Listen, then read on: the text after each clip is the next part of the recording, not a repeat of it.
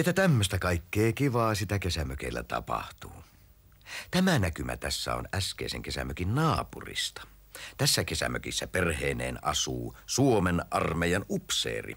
Hän on upseeri jo 3. polvessa ja tässä perheessä on kaikki järjestyksessä.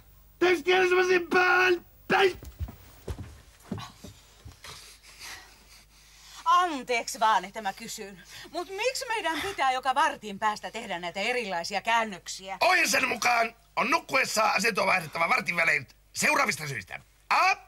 Ettei ruumis jäykisty. B. Että rusketus on yhtä tasaista joka 4 sentiltä. Ja C. Ettei tule makuhaavoja. Lepo!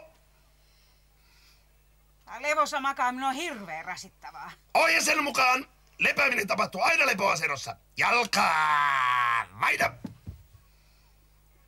Asennossa lepääminen olisi paljon helpompaa. Ensinnäkin tuo oli A. Vanha vitsi. B. Tässä asennossa ei reisilihakset veltostu. C.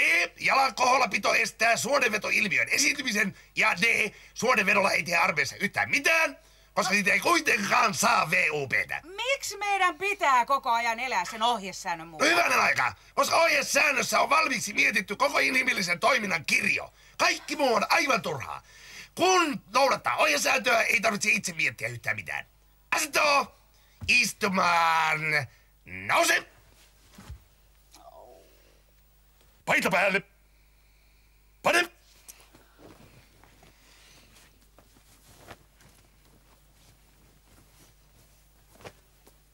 Napit kiinni! Pane!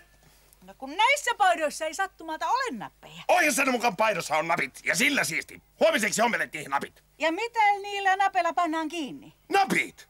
Hyvänä aika! Napeilla pannaan kiinni napit! Mitä muuta arvonrouva luulee, että napeilla pannaan kiinni kuin napit? Hyvä on. Mutta saiskos kysyä, että miksi me kesken kaiken vedämme päällemme nämä paidat? Sitä varten, että ohjesäännön mukaan ei ruokailussa esiinnytä vajavaisesti pukeutuneena. Ai missä ruokailussa? Ohjesäännön mukaan minulla on nyt nälkä, ja se tietää sitä, että sinä menet nyt hakemaan D. Pöydän, C. Veitset ja haarukan, B. Ruokaa ja A. Olutta. Kuule, nyt kyllä riitti käskyt tälle päivälle. Mikä tuo on? Keltainen kortti, ensimmäinen varoitus. Ai semmonen.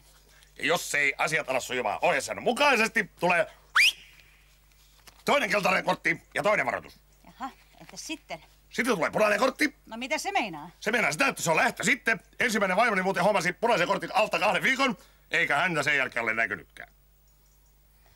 Jaha. Kai se on sitten lähdettävä hakemaan sitä syötävää. Ei tarvitse enää. Ohjesäännön mukaan nälkä on ohi nyt. Paita päältä. Ota!